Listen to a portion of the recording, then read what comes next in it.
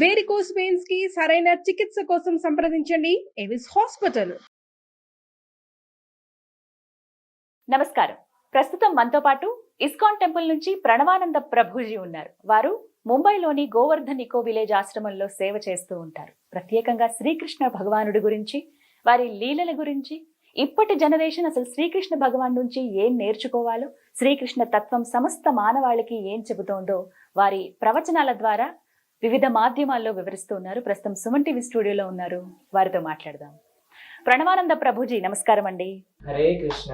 ప్రభుజీ, చాలా మంది వీడియోస్ చూసి కామెంట్స్ పెడుతూ ఉన్నారు. వాళ్ళు కూడా మీతో మాట్లాడాలి, కొన్ని ప్రశ్నలు అడగాలి వాళ్ళ గురించి అని వాళ్ళు భావిస్తున్నప్పటికీ అది కుదరని పని కాబట్టి కామెంట్స్ లో పెడుతున్నారు. ఆ క్వశ్చన్స్ నేను మిమ్మల్ని అడుగుతున్నాను. అందులో అడిగిన ప్రశ్నలు ఏమిటంటే, కొంతమంది విద్యార్థులే, అది కూడా ఇంజనీరింగ్ చదివే పిల్లలు కావచ్చు, ఇలా వాళ్ళు ఏం చదువుతున్నారో కూడా వాళ్ళు అక్కడ రాయటం కూడా చూసాను నేను. ఆ కామెంట్స్ లో అడిగింది ఏంటంటే, కొన్ని డిస్ట్రాక్షన్స్ ఇప్పుడు చూస్తున్నాము. ఎంత మంచిగా మేము వెళ్దాం అనుకున్నా అది ఏజ్ ఎఫెక్టో ఏంటో తెలియదు, కానీ మంచి వీడియో చూద్దామని యూట్యూబ్ లో వెతికినా కూడా ఏదో ఇంకొక వీడియో రావటం, మైండ్ అంతా డైవర్ట్ అయిపోవటం. మేము ఎంత మంచి చేద్దామన్నా కూడా మాకు చుట్టుపక్కల ఉన్న అట్రాక్షన్స్ వల్ల మేము చేయలేకపోతున్నాం, శ్రద్ధ పెట్టలేకపోతున్నాం చదువు మీద అని చాలా మంది స్టూడెంట్స్ నుంచి వచ్చిన క్వశ్చన్ ఇది.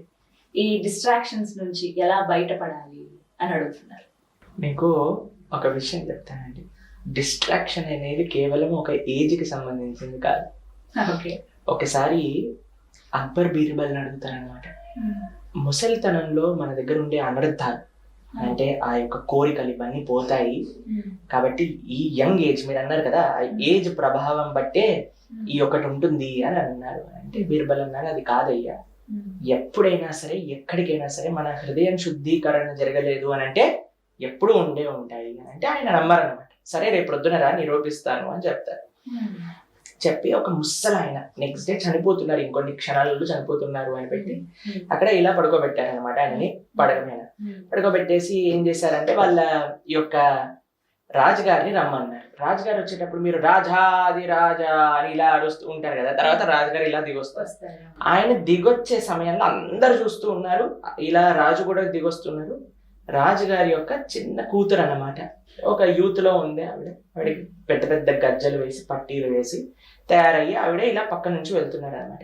గల్ గల్ గల్ అని నడుస్తూ ఉన్నారు. ఆ హెయిర్ లో నుంచి వాసన వస్తుంది అనమాట ఈ ముసలివాడికి.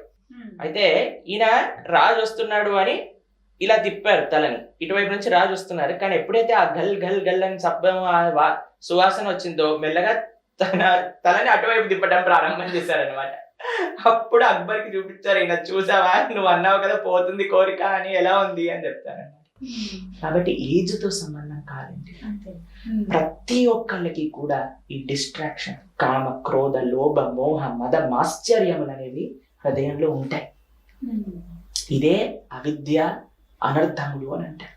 ఇవి శుద్ధీకరణ. ఈ మనసు మనం చూడండి, ఎక్కడైనా చెత్త ఉందనుకోండి, బాగా మనం క్లీన్ చేసేసి తోమేసేసి నీట్గా తూడు చేసేసేసరికి అది వెలుగుతుంది, అప్పుడు ఫ్లోర్ క్లీన్ గా అయిపోతుంది. అలానే మన మనస్సుని మనం క్లీన్ చేయాలన్నమాట. చేతో దర్పణ మార్జనం అని అంటారు. మార్జనం అంటే క్లీనింగ్. అలా ఎలా అనేది కూడా ప్రశ్న ప్రభుజీ. కామాన్ని, ఈ మోహాన్ని మేము ఎలా జయించాలి? అసంకల్పాత్ జయేత్ కామః అని అంటారు. కామ కృష్ణ కర్మార్పణే అని అంటారు అన్నమాట. మేము కొన్ని ప్రాక్టికల్ విషయాలు చెప్తాను, కొన్ని శాస్త్రీయమైన విషయాలు కూడా మీకు చెప్పడానికి ప్రయత్నం చేస్తాను. మీకు అన్నిటికంటే ముఖ్యమైన విషయం ఏంటి అని అంటే, అన్ని డిస్ట్రాక్షన్స్ మధ్యలో నేనుండి ఆ డిస్ట్రాక్షన్స్ ని జయిస్తాను అనేది పెద్ద అబద్ధం. ఎందుకు అని అంటే, మన ఫోన్ మన దగ్గరే ఉంటుంది, దాంట్లో జియో సిమ్ వేసేసి ఫుల్ ఇంటర్నెట్ పెట్టేసుకుంటాను, ఎటువంటి పేరెంటల్ కంట్రోల్ యాప్ లేదు, ఏం లేదు. ఈ రోజు నుంచి నేను డిసైడ్ చేసుకున్నా నాకు ఎటువంటి డిస్ట్రాక్షన్ ఉండకూడదు అని. మనం లెక్చర్ వినడానికి యూట్యూబ్ లోకి వచ్చినా సరే మీరు ఇందాక అన్నట్టు ఏదో ఒక చెత్త వీడియో సజెస్ట్ చేసేసి మనల్ని అటువైపు తీసుకెళ్ళిపోతుంది. కాబట్టి మనం జాగ్రత్తగా ఉండడానికి ప్రయత్నం చేయాలి. అందులో కొన్ని ప్రాక్టికల్ విషయాలు మన ఛానల్లో కూడా నేను చెప్పడం జరిగింది, మళ్ళీ మీకు రిపీట్ చేస్తాను. ఒకటి, పేరెంటల్ కంట్రోల్ యాప్ అని మన ఫోన్లో మన ల్యాప్టాప్లో ఉండాలి. అది ఏం చేస్తుంది అని అంటే మనకి యాక్సెస్ రెస్ట్రిక్షన్స్ అన్ని కూడా చేస్తుంది. రెండో విషయం ఏంటి, నేను యూజ్ చేసేది స్క్రీన్ టైం. స్క్రీన్ టైం తప్పకుండా పెట్టేసుకోవాలి. నాది వాట్సాప్ హాఫ్ అన్ అవర్ అయిపోయాక బంద్ అయిపోతుంది అన్నమాట. అలానే అన్ని అప్లికేషన్స్ కి ఏదైతే మనకి డిస్ట్రాక్షన్స్ ఇస్తుందో అది చేస్తుంది. దాని తర్వాత యూత్ కోసం నేను స్పెసిఫిక్ గా చెప్తున్నాను, చాలా కాంప్లికేటెడ్ పాస్వర్డ్స్. మా ఫ్రెండ్ ఒకడు ఉండేవాడు అనమాట, ఎంత పెద్ద పాస్వర్డ్ పెట్టుకునేవాడు అని అంటే అసలు ఆ పాస్వర్డ్ టైప్ చేసేటంలో నీరసం వచ్చేది అనమాట, ఇంకా లోపలికి వెళ్ళేవాడు కాదు. చాలా అవసరం ఉంటే తప్ప లోపలికి వెళ్ళకుండా అలా కాంప్లికేటెడ్ పాస్వర్డ్స్ పెట్టడం కూడా ట్రై చేయొచ్చు. అన్నిటికంటే అండి, మనం ఏం చేసినా సరే మన మనస్సు కానీ బాగాలేదు అన్నప్పుడు మనం ఎన్ని చేసినా సరే వాటిలలో నుంచి ఎక్స్క్యూజెస్ తీసుకొని మనం తప్పు చేస్తూనే ఉంటాం. అన్నిటికంటే క్రక్స్ ఏంటి అని అంటే మన మనస్సుని కంట్రోల్ చేసుకోవటం. అది ఎలా వస్తుంది అని అంటే మన వల్ల సాధ్యమవుతుందా అని అంటే అవ్వని పని, అది భగవంతుడు దయ ఉండాలి. కామ కృష్ణ కర్మ అర్పణి అని అంటారు. మనం కృష్ణుడి కోసం, కృష్ణ భక్తి, కృష్ణ సేవ, మన దగ్గర ఉండే ఎనర్జీని, అన్నిటికంటే ఏంటో తెలుసా అండి, ఖాళీగా ఉండకూడదు. And ideal mind is devils work shop అని మనం వింటూ ఉంటాం అన్నమాట. కాబట్టి ఎంత వీలైతే అంత మనం ఏదో ఒక పని చేస్తూ ఉండాలి. ఒంటరిగా ఉండటము, అనవసరమైన ఆలోచనలతో ఉండటము, ఇవన్నీ చేయకూడదు. మీకు ఒక విషయం చెప్తాను, ఈ యొక్క డిస్ట్రాక్షన్స్ అనేవి ఏంటో తెలుసా అండి, మీకు ఎప్పుడైనా ఇచ్చింగ్ వస్తుందా అంటే ఏదైనా పుండు అయినప్పుడు మనకి అక్కడ గోకాలు అనిపిస్తుంది, మనకి తెలుస్తుంది. కానీ అక్కడ మాత్రం మనం ఇలా ఇలా ఇచ్చింగ్ చేసామనుకోండి, అది పుండు అయిపోతుంది, పెద్దదవుతుంది. ఆ యొక్క ఇచ్చింగ్ సెన్సేషన్ వచ్చినప్పుడు కంట్రోల్ చేసుకోవడం చాలా కష్టం. మీకు ఎప్పుడైనా ఈ యొక్క ఎక్స్పీరియన్స్ ఉండే ఉంటుంది అందరికి కూడా. కానీ ఎప్పుడైతే మనం కొద్దిసేపు ఓపిక పెట్టామనుకోండి, ఆ ఇచ్చింగ్ సెన్సేషన్ పోతుంది. మీరు ప్రయత్నించండి. అవునా? కొద్దిసేపు ఓపిక పట్టాలి అంతే. చెయ్యిని ఇలా పట్టేసుకోండి, మీరు ఏదో వేరే విషయం గురించి ఆలోచించండి. కొద్దిసేపటి తర్వాత నాకు అక్కడ ఆ ఇచ్చింగ్ సెన్సేషన్ ఉంది అనే విషయమే మనకు గుర్తురాదు. కానీ గోపిక పట్టకుండా మనం కానీ అక్కడ ఇచ్చింగ్ చేయడం ప్రారంభం చేసాం అనుకోండి, అది పెరుగుతూనే ఉంటుంది, పెరుగుతూనే ఉంటుంది, పెరుగుతూనే ఉంటుంది, ఇంత పెద్ద పుండై కూర్చుంటుంది.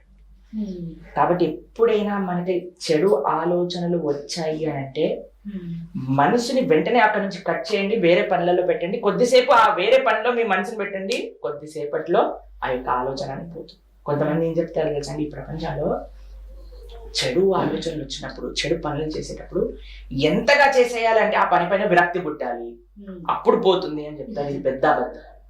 ఇప్పుడు మంట ప్రజ్వలిస్తుంది ఒక పక్కన, దాంట్లో నీళ్లు పోయాలా లేదా పెట్రోల్ పోయాలా?